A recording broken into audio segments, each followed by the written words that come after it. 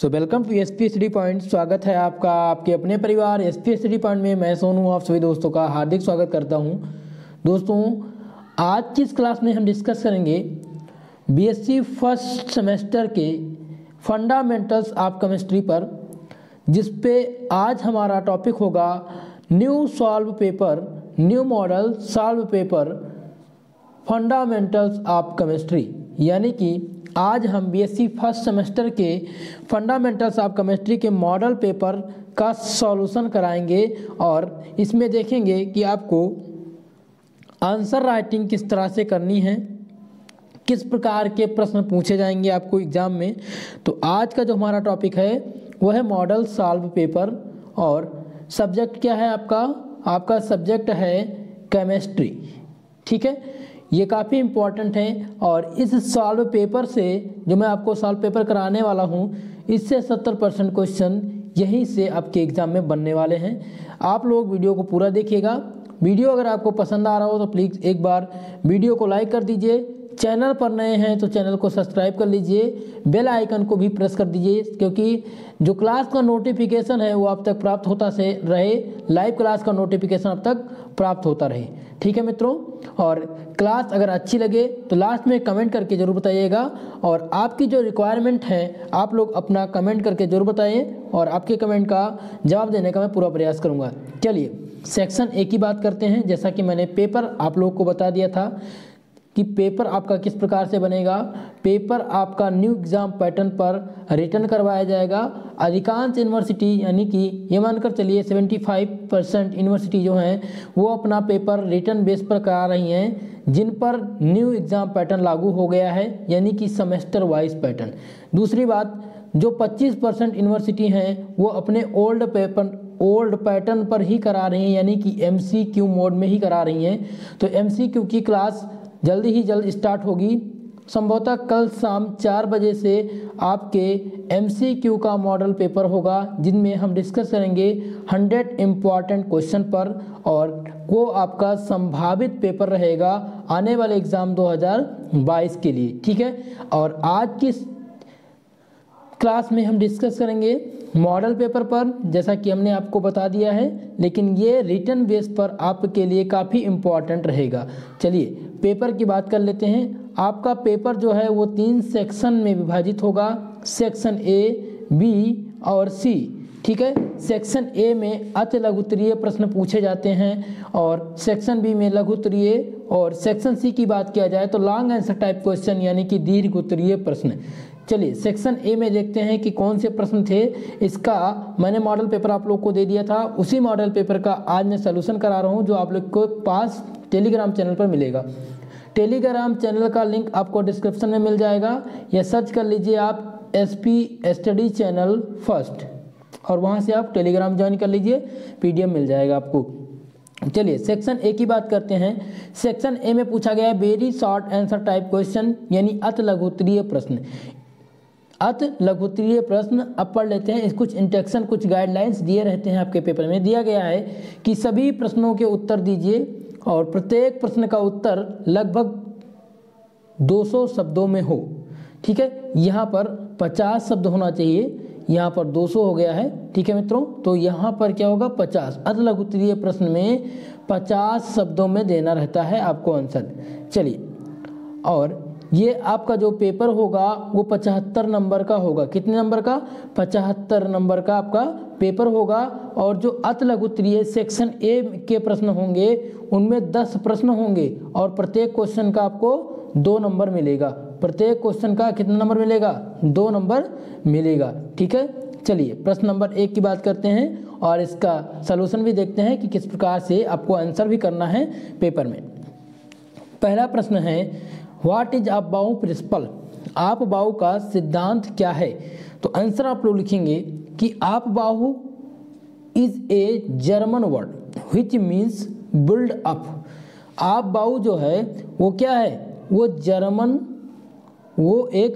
German word है। क्या है? एक जर्मन वर्ड है जिसका मतलब है बिल्ड अप, यानी कि निर्माण करना, जिसका अर्थ क्या है? निर्माण करना है। ठीक है, आगे देखते हैं initial electron are filled in order, यानी कि इनमें जो इलेक्ट्रॉन होंगे वो क्रम से भरे जाएंगे और इनमें जो ऑर्बिटल होंगे उनका SPDF कक्षक के अनुसार इनका निर्धारण होगा।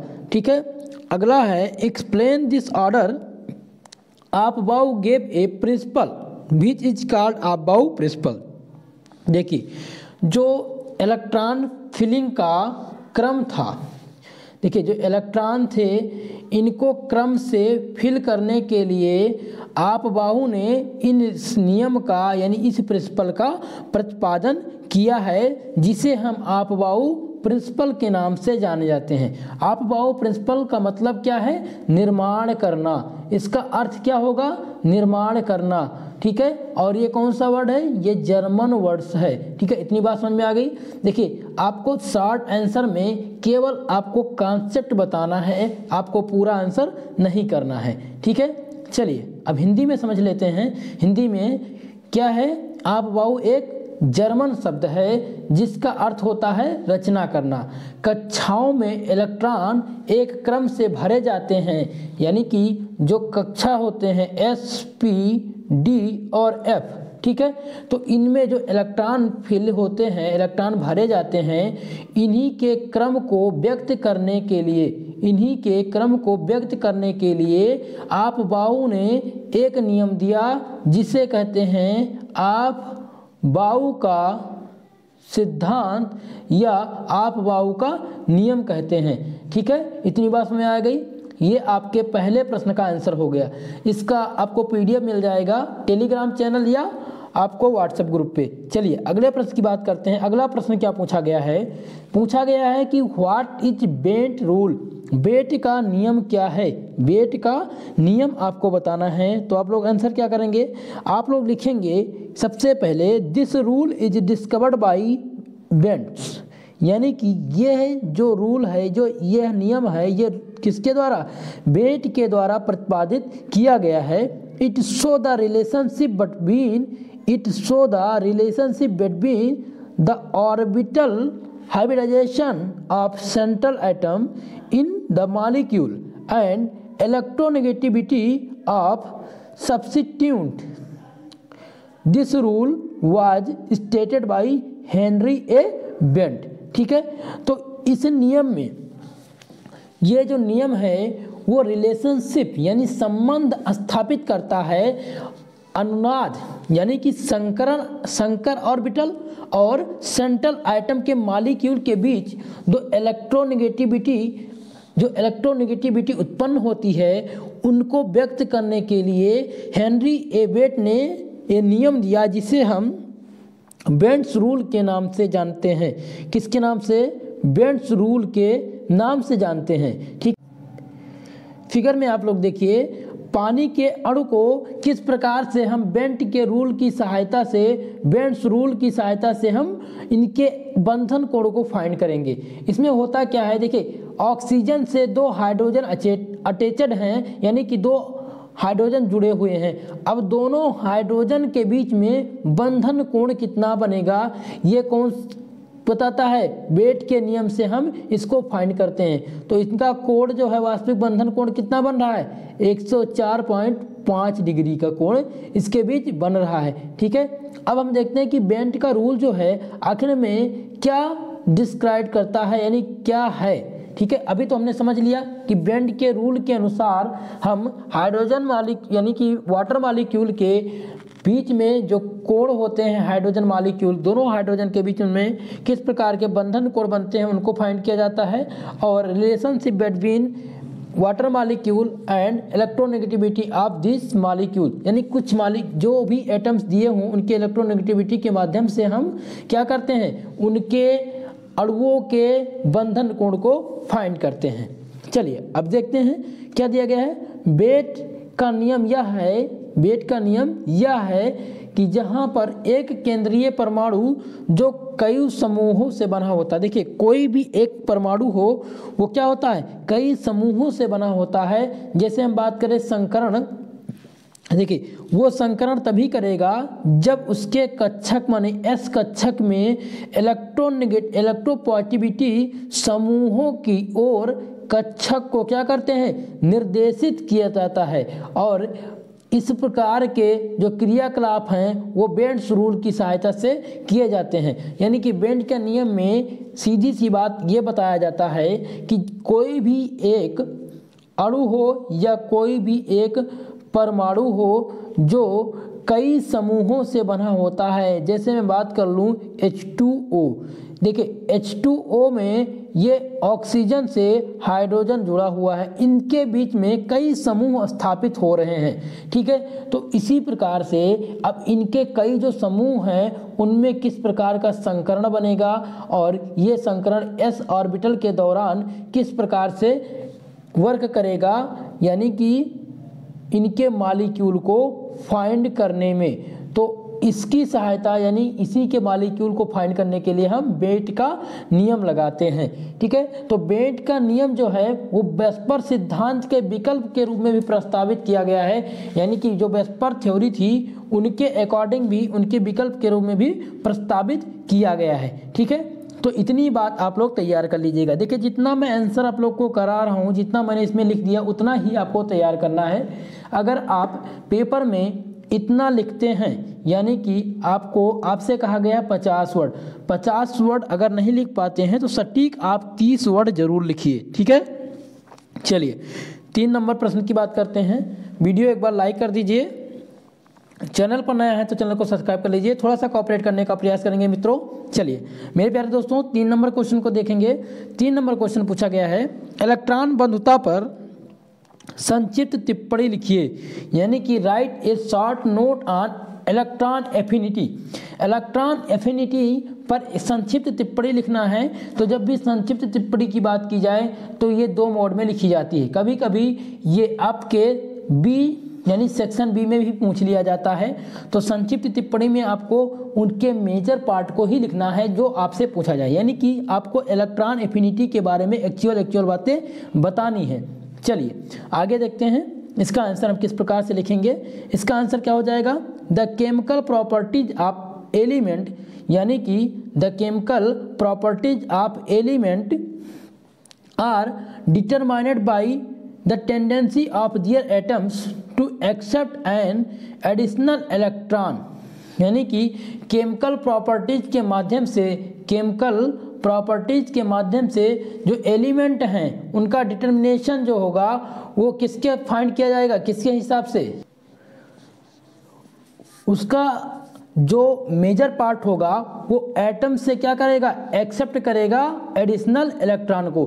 देखिए अभी मैं हिंदी में आपको बता दे रहा हूँ, इंग्लिश में आपको इतना समझाता हूँ कि ये चीज़ आपको देखिए 1 नंबर अगर आप बात किया जाए आपके सेक्शन ए में, तो सेक्शन ए में आपको केवल और केवल टॉपिक को लर्न करना है। अब आपको जैसे इलेक्ट्रॉन एफिनिटी की बात मैंने की तो मैंने आपको क्या बताया कि the chemical properties of the element are determined by the tendency of their atoms, ठीक है, to accept the additional electron.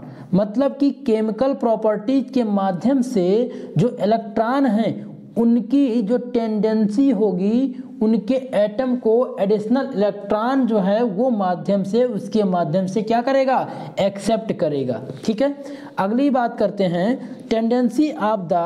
Tendency is measured by the electron affinity, यानी कि this tendency is measured by electron affinity that is the energy release when the gaseous atom accept an electron forming of a free gas ion, ठीक है। इतनी बात आपके समझ में आ गई। चलिए हिंदी में समझते हैं, अभी आपको समझ में आ जाएगा कि इलेक्ट्रॉन एफिनिटी क्या है, इलेक्ट्रॉन बंधुता क्या है। चलिए इलेक्ट्रॉन बंधुता को हम समझ लेते हैं।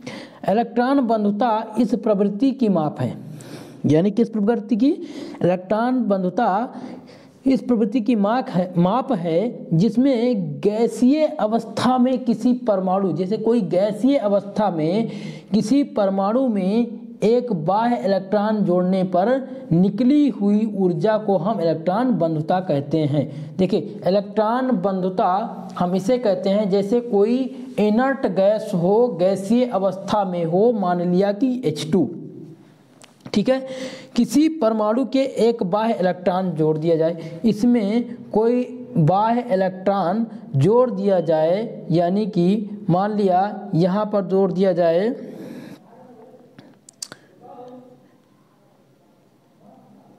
ये हाइड्रोजन है, ठीक है, और अगर इसमें हम जोड़ दें C2H4, तो अगर इसमें जो इलेक्ट्रॉन जुड़ेगा, यानी कि कोई भी गैसीय स्टेट में है और उसमें कोई इलेक्ट्रॉन जो है वो ऐड हो जाए, तो उस इलेक्ट्रॉन के ऐड से जो एनर्जी रिलीज होगी उसी को हम क्या कहते हैं, इलेक्ट्रॉन बंधुता कहते हैं। इसी को हम इलेक्ट्रॉन बंधुता या इलेक्ट्रॉन एफिनिटी कहते हैं। इतनी बात आपके समझ में आ गई।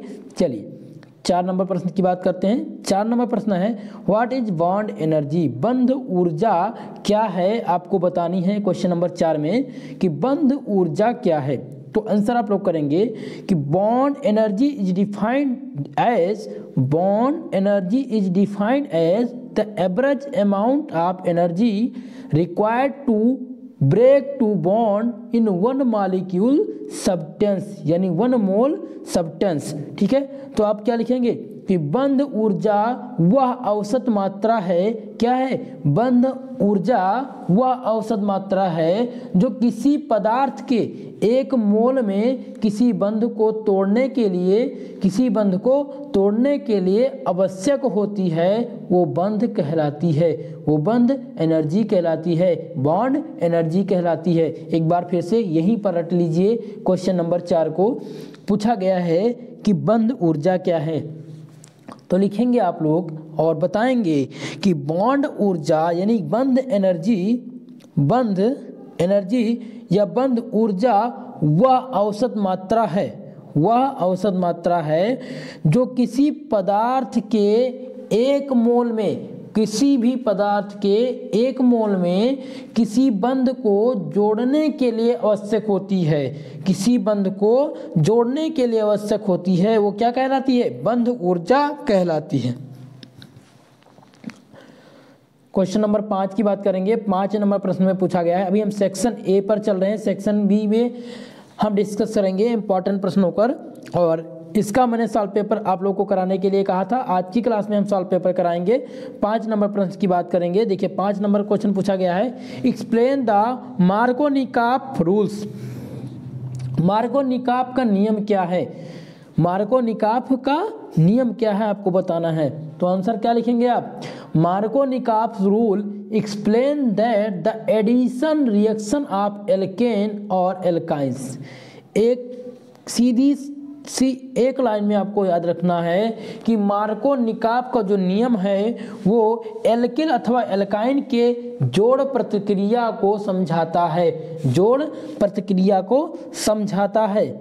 The proton is added to the carbon atom that has the great number of hydrogen atom, यानी कि प्रोटॉन को कार्बन परमाणु से जोड़ा जाता है जिसमें हाइड्रोजन परमाणु की सबसे बड़ी संख्या जुड़ी होती है, ठीक है। तो इस पूरे फेनोमेनन को क्या कहते हैं, मार्कोनिकॉफ रूल कहते हैं, मार्कोनिकॉफ का नियम कहते हैं, ठीक है। तो इतनी बात याद आ गई।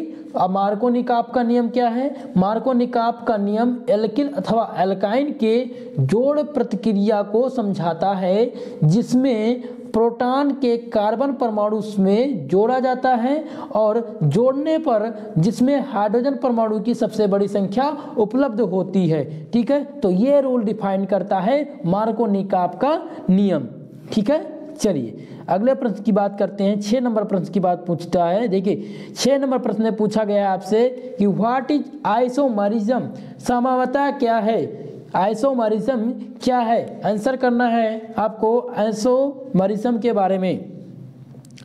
सच organic compound having same molecular formula but differ some physical or chemical properties known as isomers, and this phenomenon is known as isomers। देखिए कहा गया है कि सच ऑर्गेनिक कंपाउंड, कुछ ऑर्गेनिक कंपाउंड के पास जो हैं वो सेम मॉलिक्यूलर फार्मूला होता है, लेकिन उनके पास डिफरेंट फिजिकल और केमिकल प्रॉपर्टीज होती हैं। तो इस प्रोसेस को हम क्या कहते हैं, आइसोमर कहते हैं। और इस पूरे फेनोमेनन को क्या कहते हैं, इस पूरे फेनोमेनन को क्या कहते हैं, आइसोमरिज्म कहते हैं। ठीक है, तो जब दो या दो से अधिक यौगिक के अणुसूत्र व अणुभार समान होते हैं, क्या होता है कि जब दो या दो से अधिक यौगिक के अणुसूत्र व अणुभार क्या हो, वो समान हो, परंतु उनके जो केमिकल और फिजिकल प्रॉपर्टीज हैं वो क्या हो, भिन्न भिन्न हो, तो वो क्या कहलाते हैं, समविक कहलाते हैं। और यह जो है, यह गुण, यह पूरा गुण जो है वो समता कहलाता है, यानी कि यह फेनोमेनन क्या कहलाता है, समता कहलाता है। ठीक है, तो इतनी बात समझ में आ गई। मुझे लगता है कि ये प्रश्न आप लोग तुरंत यहीं पर आपको लोग याद हो गया होगा, और अगर आपके पेपर में आता है तो आप लोग तुरंत इसका आंसर सटीक करेंगे। चलिए अगले प्रश्न की बात करते हैं, 7 नंबर प्रश्न की बात। चैनल एक बार सब्सक्राइब कर लीजिए दोस्तों, अगर चैनल पर नए हैं तो प्लीज़ चैनल को जरूर सब्सक्राइब कर लीजिएगा और बेल आइकन को भी प्रेस कर दीजिएगा। ठीक है, वीडियो को बड़ा कर दीजिए, दोस्तों में शेयर करने का प्रयास करिए। चलिए 7 नंबर प्रश्न की बात करते हैं। 7 नंबर प्रश्न बहुत ही महत्वपूर्ण है और पूछा गया है Newman projection formula. Newman projection formula क्या है आपको बताना है। चलिए आज मैं आपको होमवर्क भी देने वाला हूं, इनमें से आज मैं लगभग 4 प्रश्न आप लोगों से, इस मॉडल पेपर के 4 प्रश्न आप लोगों को देना है और इसका आंसर मैं आपसे चेक करूंगा। जितने लोग भी व्हाट्सएप ग्रुप से जुड़े हैं वो व्हाट्सएप पे आज मैं जो सिक्योरिटी लगी हुई है, ठीक है, वो मैं हटा दूंगा और आप सभी का आंसर आना चाहिए। सभी लोग इसका आंसर लिख करके और व्हाट्सएप ग्रुप पर भेजेंगे। चलिए 7 नंबर प्रश्न देखते हैं। न्यूमैन प्रोजेक्शन फार्मूला क्या है। Newman projection formula depend upon the special arrangement of all the atoms और ग्रुप्स। यानी न्यूमैन प्रोजेक्शन फार्मूला जो है वो स्पेशल अरेंजमेंट जो एटम्स हैं, यानी कोई भी अणु है, उस पर डिपेंड करेगा। Newman projection formula special arrangement of all groups and adjacent of carbon atoms. देखिए कोई भी कार्बन एटम्स है उस पर न्यूमैन प्रोजेक्शन फार्मूला कब अप्लाई होगा, जब वहाँ पर क्या हो, उनका जो अरेंजमेंट हो वो डिपेंड करे किस पर, स्पेशल अरेंजमेंट जो बनाए और कार्बन एटम के एडजस्टमेंट को क्या करे, एडजस्ट करे, उससे क्या कहते हैं, न्यूमैन प्रोजेक्शन फार्मूला कहते हैं। थोड़ा सा इसका फिगर देखते हैं और समझते हैं फिगर को। इसमें दिया गया है कन्फॉर्मेशन, देखिए दिया गया है कन्फॉर्मेशन ऑफ एथेन। एथेन का फिगर दिया हुआ है और पूछा गया है आपसे इसमें आपको न्यूमैन प्रोजेक्शन फार्मूला किस प्रकार से लगाना है। देखिए ये एथेन है, एथेन का स्ट्रक्चर है और इसमें कार्बन फ्रंट दिए गए हैं, कार्बन रियर। देखिए कार्बन की संख्या नहीं दिखाई गई है और एथेन में हाइड्रोजन की संख्या दिखाई गई है। तो हाइड्रोजन किस प्रकार से इसमें प्रदर्शित किए जा रहे हैं इनको आप देख लीजिए एक बार। इसी प्रकार से आपको फिगर बना देना है। इस फिगर को मैं कंप्लीटली अगली क्लास में डिस्कस करूँगा। इसका न्यूमैन प्रोजेक्शन फार्मूला का पूरा टॉपिक मैं डिस्कस करूंगा, वहां पर आपको इसका सॉल्यूशन करा दूंगा। मैं आज इस पेपर में आपको केवल मॉडल पेपर दे रहा हूं कि आप लोग इस फिगर को देख करके और तैयार कर लीजिए। ठीक है, तो न्यूमैन प्रोजेक्शन फार्मूला आपको दे दिए हैं और इसका फिगर ये रहा आपके सामने, पीडीएफ से आप लोग देखकर इसको तैयार कर लीजिएगा। चलिए अगले प्रश्न की बात करते हैं। अगला प्रश्न है 9 नंबर, व्हाट इज लिनक्स, यानी कि लिनक्स ऑपरेटिंग सिस्टम क्या है। व्हाट इज लिनक्स, लिनक्स क्या है। तो लिनक्स क्या लिखेंगे आप लोग आंसर में, ये कंप्यूटर सिस्टम से है, आपके बेसिक कंप्यूटर सिस्टम, यानी कि आपके ये 6ठे यूनिट से पूछा गया है प्रश्न। प्रश्न नंबर 1 पूछा क्या गया है, 9 नंबर प्रश्न पूछा गया है व्हाट इज लिनक्स। लिनक्स क्या है, तो Linux is an open source of operating system. Linux is an open source of operating system whereas Windows OS is commercial. Linux has access to source code and alterate the code as per user need. देखिए Linux क्या है, Linux operating system के लिए लोकप्रिय version है। Operating system system में आप क्या पढ़ते थे, आप पढ़ते थे MS वर्ड पढ़ते थे, MS ऑफिस पढ़ते थे। इसी प्रकार से आपको क्या करना है, इसी प्रकार से लिनक्स भी एक ऑपरेटिंग सिस्टम का एक लोकप्रिय वर्जन है जिसपे हमें देखना है। जबकि कोई विंडो ओएस एक व्यावसायिक रूप से व्यवस्थित है, तो लिनक्स की पहुंच जो सोर्स कोड तक तथा उपयोगिता की आवश्यकता के अनुसार कोड अल्टर्स होते हैं। ठीक है, तो आप लोग ध्यान रखिएगा जब भी लिनक्स पूछा जाए तो लिनक्स क्या है, एक ऑपरेटिंग सिस्टम का लोकप्रिय वर्जन है। और जहां पर विंडो ओएस एक व्यावसायिक रूप में है और लिनक्स की पहुंच जो होती है वो सोर्स कोड तक उपयोगिता की आवश्यकता के अनुसार कोड अल्टर्स के प्रयोग में किया जाता है। ठीक है, इतना ही आपको आंसर में लिखना है। चलिए 10 नंबर प्रश्न की बात करते हैं।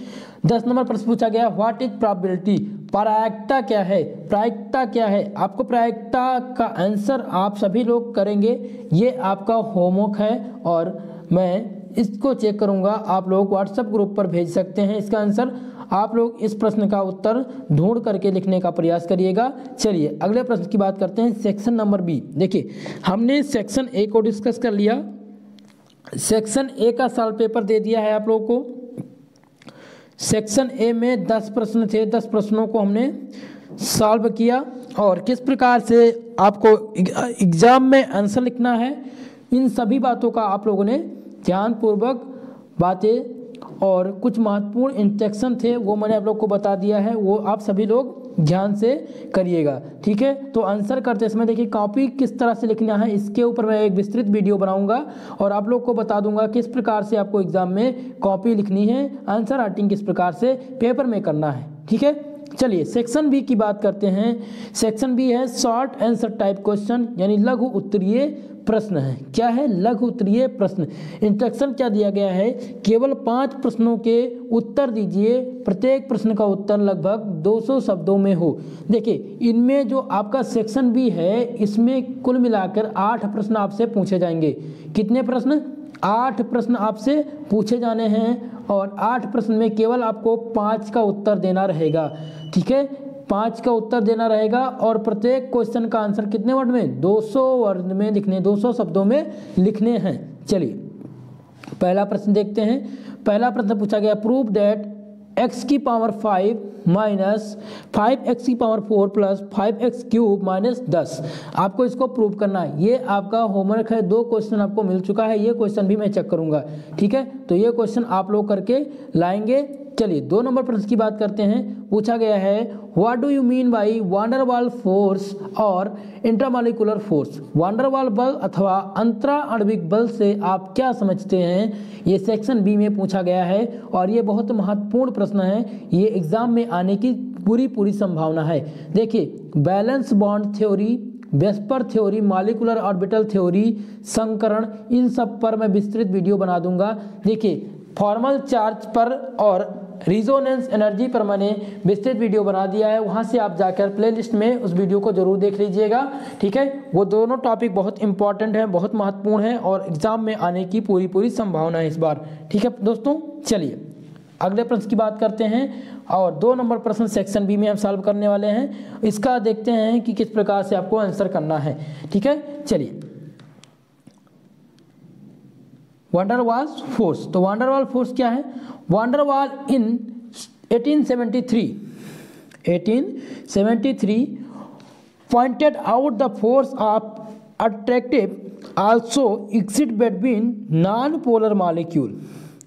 वांडरवाल ने 1873 में ये रूल फाइंड किया और बताया कि जो फोर्स हैं वो अट्रैक्टिव होंगे और क्या होंगे, वो नॉन पोलर मॉलिक्यूल होंगे और किसके बिटवीन, जब वो अट्रैक्टिव माहौल को क्रिएट करें। ठीक है, यानी कि van der Waal in 1873 pointed out the force of attractive also exist between non polar molecule. अगली बात करते हैं, the force are much weaker than chemical force are known as van der Waal और इंट्रामॉलिक्यूलर या कोहेसिव फोर्स। ठीक है, इतनी बात समझ में आ गई। चलिए हिंदी में समझ लेते हैं। देखिए जो यूपी बोर्ड के बच्चे हैं उनको प्रॉब्लम होती है, इसलिए मैंने हिंदी लिख दिया है। तो हिंदी में इसका भी आंसर आप लोग को बताने का प्रयास करूंगा, बल्कि आपको इंग्लिश में ही तैयार करना है। वांडर वाल्स ने सन 1873 में देखा कि जो अध्रुवीय अणु हैं उनमें आकर्षण बल पाए जाते हैं। क्या देखा? 1873 में उन्होंने देखा कि जो अध्रुवीय अणु हैं, जो नॉन पोलर मॉलिक्यूल हैं, उनमें क्या पाए जाते हैं? आकर्षण बल पाए जाते हैं। यह बल रासायनिक बलों की अपेक्षा बहुत दुर्बल होते हैं, और जो दुर्बल बल होते हैं उन्हीं को हम क्या कहते हैं? उन्हीं को अंतरा आणविक बल कहते हैं या वांडर वाल्स फोर्स कहते हैं। ठीक है, तो इनका आपको समझ में आ गया वांडर वाल्स फोर्स क्या है। अब बात करते हैं वांडर वाल्स फोर्स के टाइप की। तो वांडर वाल्स फोर्स कितने प्रकार के होते हैं? वांडर वाल्स बलों के प्रकार। तो वांडर वाल्स बल जो है वो 3 प्रकार के होते हैं। कौन कौन से होते हैं? तो पहला है वांडर वाल्स बल जो है वो 3 प्रकार के होते हैं। पहला कौन सा है? पहला है डाइपोल डाइपोल इंटरेक्शन, यानी द्विध्रुव के प्रकार के बल, द्विध्रुव प्रकार के बल, ये आपके पहले हो गए, पहले वांडर वाल्स फोर्स। दूसरा वांडर वाल्स फोर्स क्या है? डाइपोल इंडक्टिव डाइपोल इंटरेक्शन, द्विध्रुव प्रेरित द्विध्रुव प्रकार के बल, द्विध्रुव प्रेरित द्विध्रुव प्रकार के बल। तीसरा जो है वो क्या है? वो इंडक्टिव डाइपोल इंटरेक्शन, यानी कि प्रेरित द्विध्रुव के प्रकार, प्रेरित द्विध्रुव और प्रेरित द्विध्रुव के प्रकार। अब हम इन तीनों को डिस्कस करेंगे। इसी प्रकार से आपको हर एक का आंसर लिखना है, तीनों को डिस्कस करना है आज के इस प्रश्न में। ठीक है, तो डाइपोल इंटरेक्शन क्या होते हैं इनको समझ लेते हैं। देखिए, these force are present in polar molecule. Dipole जो इंटरेक्शन मॉलिक्यूल होते हैं, जो इंटरेक्शन फोर्स होते हैं, वो कहाँ पाए जाते हैं? वो पाए जाते हैं पोलर मॉलिक्यूल में। यानी कि इस प्रकार के जो फोर्स होते हैं वो कहाँ पाए जाते हैं? वो पोलर मॉलिक्यूल में पाए जाते हैं। जैसे कि हाइड्रोजन फ्लोराइड में पाए जाते हैं, HCl में पाए जाते हैं, H2O, NH3 इत्यादि में। The polar molecule having separate centres of positive and negative charge and they have permanent dipole moment. देखिए, इस प्रकार के बल के पास जो है वो सेपरेट सेंटर्स ऑफ पॉजिटिव और नेगेटिव चार्ज होते हैं, और इनके पास परमानेंट डाइपोल मोमेंट भी पाया जाता है। ठीक है, तो किसमें? डाइपोल इंटरेक्शन जो फोर्स होते हैं वो पोलर मॉलिक्यूल होते हैं, और ये पोलर मॉलिक्यूल में उपलब्ध होते हैं डाइपोल इंटरेक्शन। और इनमें किसमें पाया जाता है? हाइड्रोजन फ्लोराइड में पाए जाते हैं, हाइड्रोक्लोरिक अम्ल में पाए जाते हैं, पानी में और NH3 में। ठीक है, और ये पोलर मॉलिक्यूल जो होते हैं इनके पास जो सेपरेट सेंटर होते हैं, यानी सेपरेट पॉजिटिव और negative charge and they have permanent dipole moment, यानी इनके पास जो है वो सेपरेट पॉजिटिव और नेगेटिव चार्ज भी होता है और परमानेंट डाइपोल मोमेंट भी पाया जाता है, यानी कि डाइपोल इंटरेक्शन में। ठीक है, अब हम अगले टॉपिक की बात करते हैं। अगला क्या है? Dipole inductive dipole interaction.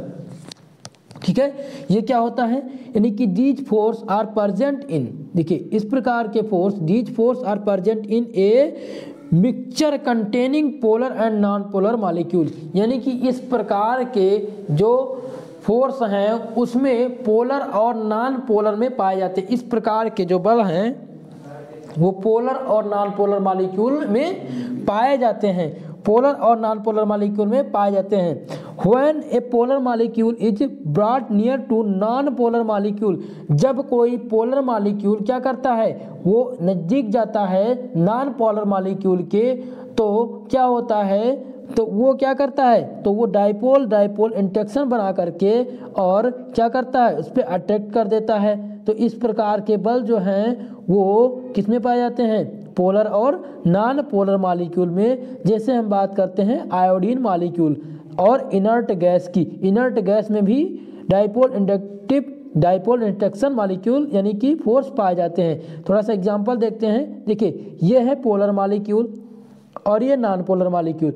अब इन दोनों का कॉम्बिनेशन मिल करके एक परमानेंट डाइपोल मोमेंट तैयार होता है, और इसी परमानेंट मॉलिक्यूल को, डाइपोल को हम क्या कहते हैं? इंडक्टिव डाइपोल के नाम से भी जाना जाता है। ठीक है, तो ये फिगर है और इस प्रकार से ये इंडक्ट करता है। ठीक है, तो ये रिएक्शन आप लोग देख रहे हैं। चलिए,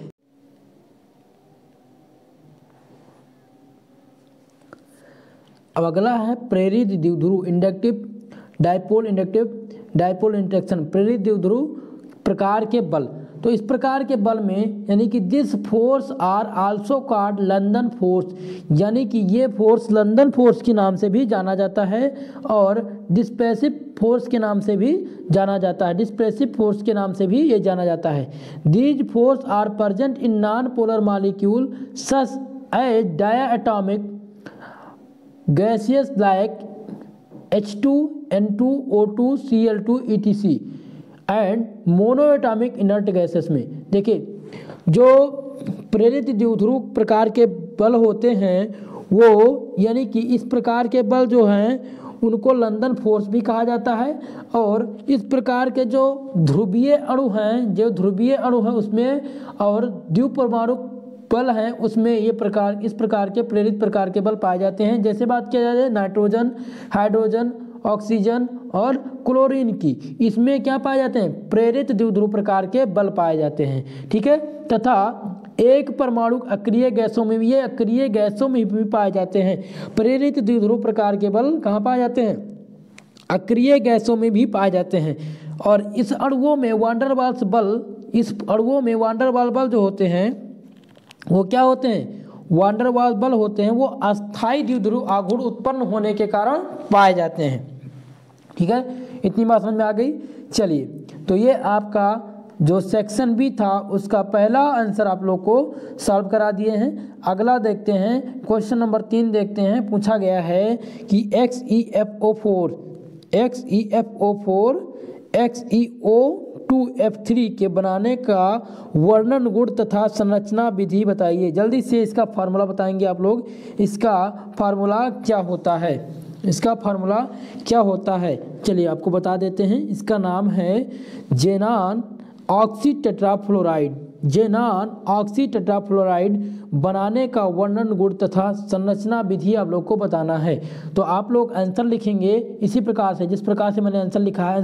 आंसर डालेंगे और लिखेंगे preparation of hexa oxy tetrafluoride XeOF4। क्या है? XeOF4। इसका नाम क्या है? इसका नाम है हेक्सा ऑक्सी टेट्राफ्लोराइड। ठीक है, चलिए अब हम प्रिपरेशन मेथड को देखते हैं। पहला मेथड देखते हैं और पहला मेथड में किस प्रकार से हम फॉर्मेट करेंगे इसको बताया गया है। देखिए, when the hexa fluoride react with water then formed the xenon oxy tetrafluoride. जब हेक्सा फ्लोराइड रिएक्ट करता है पानी से तो हमें क्या प्राप्त होता है? हेक्सान ऑक्सी टेट्राफ्लोराइड। देखिए ये है, क्या है? हेक्सान फ्लोराइड। और हमने रिएक्ट किससे किया? पानी से। हमें प्राप्त क्या हो गया? प्राप्त हो गया हमें हेक्सान ऑक्सी टेट्राफ्लोराइड। ठीक है, तो ये पहला रिएक्शन हो गया। अब बात करते हैं, एक रिएक्शन और करते हैं। अगला है, देखिए दूसरा किस प्रकार से हम फाइंड करेंगे? When the hexa fluoride react with SiO2 molecule. देखिए अगर SiO2 मॉलिक्यूल से हम फाइंड करने, देखिए जब भी आप प्रिपरेशन मेथड दें तो कम से कम 2 विधि आप लोग बताइए, बनाने की 2 विधि आप लोग जरूर बताइए। तो आप लोगों को बनाने की विधि बतानी थी तो आपने एक विधि में तो वाटर यानी पानी से लिया और दूसरा क्या है? SiO2 मॉलिक्यूल से। और तब क्या होगा? प्राप्त होगा आपको हेक्सान ऑक्सी टेट्राफ्लोराइड। तो आपने यहाँ पर क्या किया? रिएक्ट कर दिया किससे? हेक्सा फ्लोराइड से, हेक्सान फ्लोराइड से आपने क्या किया? SiO2 मॉलिक्यूल का रिएक्शन करवा दिया और आपको क्या प्राप्त हो गया? आपको प्राप्त हो गया हेक्सान ऑक्सी टेट्राफ्लोराइड। इन रिएक्शन को आप लोग देख लीजिएगा और बैलेंस कर लीजिएगा। चलिए अगला प्रश्न करते हैं, इसके गुण की बात करते हैं। किसके गुण की बात? हेक्सान ऑक्सी टेट्राफ्लोराइड के प्रॉपर्टीज़ के बारे में बात करते हैं। केमिकल प्रॉपर्टीज़ में हम देखते हैं, केमिकल प्रॉपर्टीज़ इसकी क्या है? Chemical properties of xenon oxy fluoride reaction with water. देखिए अगर हम पानी से इसका रिएक्शन करा दें तो क्या प्राप्त हो जाएगा? प्राप्त हमें होगा जेनान डाई ऑक्सीडाई फ्लोराइड बनता है। तब हमें क्या प्राप्त होता है? जेनान डाई ऑक्सीडाई फ्लोराइड प्राप्त होता है। ठीक है, 3 नंबर प्रश्न बहुत ही महत्वपूर्ण है और पूछा गया है आपसे कि ज़ेनान ऑक्सी टेट्राफ्लोराइड बनाने की विधि आप लोग को बताना है, जिसमें इनके गुण और इनकी संरचना विधि भी बतानी है। ठीक है, तो ये प्रश्न बहुत ही महत्वपूर्ण हो जाता है आपके आगामी एग्जाम 2022 के लिए सेमेस्टर फर्स्ट में इसी प्रकार के प्रश्न आपसे पूछे जाएंगे, तो इसलिए ये प्रश्न बहुत महत्वपूर्ण हो जाता है। बात करें इसके प्रीवियस ईयर क्वेश्चन पेपर के बारे में, तो ये प्रीवियस ईयर क्वेश्चन पेपर में बुंदेलखंड यूनिवर्सिटी, अवध यूनिवर्सिटी और आगरा यूनिवर्सिटी में ये लगातार 3 बार पूछा जा चुका है। अगर हम बात करें अवध यूनिवर्सिटी में, आप लोगों में से कितने लोग अवध यूनिवर्सिटी से हैं कमेंट करके ज़रूर बताएं कि अवध यूनिवर्सिटी से कितने लोग हैं। ठीक है, अवध यूनिवर्सिटी में ये 2015 और 16 में विगत वर्षों से पूछा गया था 3 नंबर प्रश्न, तो ये महत्वपूर्ण है और आने की पूरी संभावना है आपके एग्जाम सेमेस्टर फर्स्ट में। ठीक है, तो प्रिपरेशन मेथड को देखते हैं और इसका नाम क्या है XeOF4 का, इसका नाम है ज़ेनान ऑक्सी टेट्राफ्लोराइड। ज़ेनान ऑक्सी टेट्राफ्लोराइड, क्या नाम है? ज़ेनान ऑक्सी टेट्राफ्लोराइड।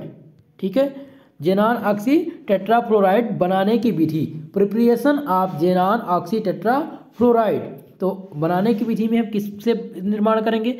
जब भी बनाने की प्रिपरेशन मेथड आपको किसी भी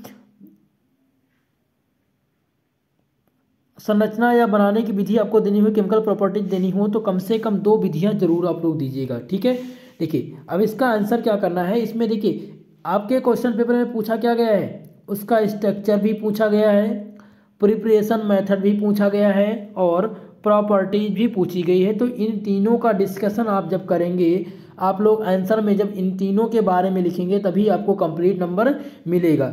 ठीक है, तो प्रिपरेशन मेथड की बात करते हैं। तो पहले मेथड में हम किसके साथ इसका रिएक्शन करवाएंगे, तो हम रिएक्शन करवाएंगे ज़ेनान हेक्साफ्लोराइड, यानी कि xenon hexafluoride react with water. Xenon hexafluoride को हम क्या करेंगे, पानी से रिएक्शन करा देंगे, तो हमें क्या प्राप्त हो जाएगा, हमें प्राप्त हो जाएगा ज़ेनान ऑक्सी टेट्राफ्लोराइड प्राप्त हो जाएगा। ठीक है, अगर हम दूसरा रिएक्शन करें, अगर हम दूसरे से रिएक्शन कराएं, तो हम इसका अगला रिएक्शन जो है वो कराएंगे SO2 के साथ।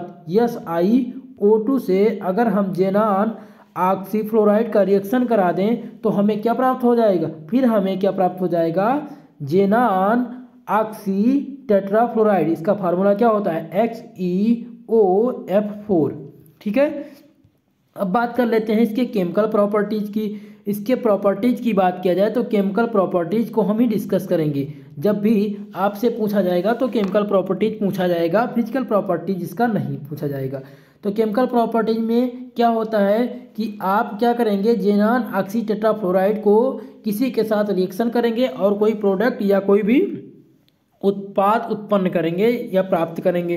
ठीक है, तो हम क्या करेंगे, ज़ेनान ऑक्सी टेट्राफ्लोराइड को H2O यानी पानी के साथ अगर रिएक्शन करवा देंगे तो हमें क्या प्राप्त होगा, हमें ज़ेनान डाई ऑक्सी डाईफ्लोराइड प्राप्त होगा। ठीक है, अगर इसी का रिएक्शन हम H2 से करवा दें, अगर हम ज़ेनान ऑक्सी टेट्राफ्लोराइड का रिएक्शन पानी से करवा दें और हाइड्रोजन गैस से करवा दें तो क्या प्राप्त होगा, तो हमें ज़ेनान तो प्राप्त ही होगा, साथ ही साथ हाइड्रोजन फ्लोराइड और पानी के अणु भी प्राप्त होंगे। ठीक है, ये रहा आपका पहला। अब हम अगले टॉपिक की बात करेंगे। दूसरा क्या है, ज़ेनान डाई ऑक्सी डाईफ्लोराइड के बारे में। जो आपका दूसरा है method of preparation method of xenon di oxy difluoride, इसका फार्मूला क्या है, XeO2F2। ठीक है, तो इसका फार्मूला आपको पता हो गया। आपको बताना है कि ज़ेनान डाई ऑक्सी डाईफ्लोराइड बनाने की विधि आपको बतानी है और इसका फार्मूला एक बार फिर से आप रट लीजिए, XeO2F2। इसका नाम क्या है, ज़ेनान डाई ऑक्सी डाईफ्लोराइड। ठीक है, अब इसके बनाने की विधि देखते हैं। हम बनाने की विधि में किसके साथ रिएक्शन करवा दें कि हमें ज़ेनान डाई ऑक्सी डाईफ्लोराइड प्राप्त हो जाए। ठीक है, तो हम रिएक्शन किसके साथ करवाएंगे, हम रिएक्शन करवाएंगे ज़ेनान ट्राईऑक्साइड का किसके साथ, जेनान ऑक्सी टेट्राफ्लोराइड के साथ हम रिएक्शन करवा देंगे तो हमें क्या प्राप्त हो जाएगा, हमें जेनान डाईऑक्सी डाईफ्लोराइड प्राप्त हो जाएगा। तो जेनान ऑक्सी या जेनान ट्राईऑक्साइड का फार्मूला क्या होता है, XeO3 होता है, और जेनान ऑक्सी टेट्राफ्लोराइड का फार्मूला क्या होता है, XeOF4। इसका जब रिएक्शन करा देंगे तो हमें क्या प्राप्त हो जाएगा, हमें प्राप्त हो जाएगा 2XeO2F2, यानी कि जेनान डाईऑक्सी डाईफ्लोराइड हमें प्राप्त हो जाएगा। अब हम इसके प्रॉपर्टीज की बात कर लेते हैं, इसके गुण की बात कर लेते हैं। तो इसका हम हाइड्रोलिसिस करवा देंगे और हमें क्या प्राप्त हो जाएगा, XeO3 प्राप्त हो जाएगा इसके हाइड्रोलिसिस पर। ठीक है, तो हाइड्रोलिसिस इसका कराएंगे और आपको क्या प्राप्त हो जाएगा, आपको XeO3 प्राप्त हो जाएगा, यानी जेनान ऑक्सी ट्राईऑक्साइड प्राप्त होगा। क्या प्राप्त होगा, अगर हम XeO2F2 यानी कि जेनान डाईऑक्सी डाईफ्लोराइड का हम हाइड्रोलिसिस करा दें तो हमें क्या प्राप्त हो जाएगा, जेनान ट्राईऑक्साइड प्राप्त हो जाएगा। ठीक है, और हाइड्रोजन फ्लोराइड के 2 अणु बाहर निकल जाएंगे। ठीक है, अब ये प्रश्न आपका यहाँ कंप्लीट होगा। इसमें मैंने आपको स्ट्रक्चर नहीं बताया है, इसका स्ट्रक्चर मैं अगली वीडियो में बताऊंगा, अगली क्लास में बताऊंगा। 4 नंबर प्रश्न की बात करते हैं। पूछा गया what do you mean by hyper conjugation, explain with example. इसका मतलब होता है अर्थ संयुग्मन यौगिक से आप क्या समझते हैं, उदाहरण सहित समझाइए। देखिए, इस प्रश्न का डिस्कशन अगली क्लास में करेंगे। आज के लिए बस इतना ही। कल की क्लास में हम पूरा model paper, complete model paper fundamentals of chemistry का दे देंगे। ठीक है, इतना प्रश्न आप लोग रट डालिए, इनमें से 70% क्वेश्चन आने हैं आपके एग्जाम में। ठीक है मित्रों, तो अवध यूनिवर्सिटी और यूपी से जितने भी लोग हैं, अधिकांश लोग ये सभी इन प्रश्नों को कंप्लीट कर लें और आपके एग्जाम में शर्तियाँ पूछा ही जाएगा। इस प्रकार के प्रश्न आपके, देखिए ये मॉडल पेपर मैंने प्रीवियस ईयर पेपर और आपके न्यू सिलेबस को देखते हुए, मद्देनजर रखते हुए ही तैयार किया है, ताकि आप लोग के पेपर में इसी प्रकार के प्रश्न फंस जाएं और आप लोग क्या करेंगे, उनका आंसर अच्छे से करेंगे। कॉपी करने के लिए कॉपी पर एक विस्तृत वीडियो बनाऊंगा कि आंसर राइटिंग किस प्रकार से आपको एग्जाम में करनी है। ठीक है मित्रों, तो आप लोग चैनल पर नए हैं, अगर चैनल को सब्सक्राइब कर लीजिएगा, वीडियो पसंद आए तो वीडियो को एक बार लाइक कर दीजिए। और जो आज हम फिजिक्स की लाइव क्लास लगाए थे तो उसमें थोड़ा सा टेक्निकल एरर आ गया है। ठीक है, टेक्निकल एरर के कारण आप लोग की क्लास में थोड़ा सा क्या है कि क्लियरिटी नहीं आ पाई। कल से आप लोग को कोई दिक्कत नहीं होगी, इसके लिए मैं आपसे क्षमा प्रार्थी हूँ। ठीक है मित्रों, तो आगे से आप लोग के पास कोई भी दिक्कत नहीं होगी और नेटवर्क इशू के कारण आज ये प्रॉब्लम हुई है। ठीक है मित्रों, तो अगले वीडियो में मिलते हैं, तब तक के लिए जय हिंद। और आप लोग इस वीडियो में जो भी, अगर आपकी कोई भी रिक्वायरमेंट है तो आप लोग कमेंट बॉक्स में कमेंट करके ज़रूर बताएं कि आपको आपकी रिक्वायरमेंट क्या है, आपकी प्रॉब्लम क्या है, और मैं आपके कमेंट का आंसर देने का प्रयास बिल्कुल करूंगा। ठीक है दोस्तों, जय हिंद दोस्तों।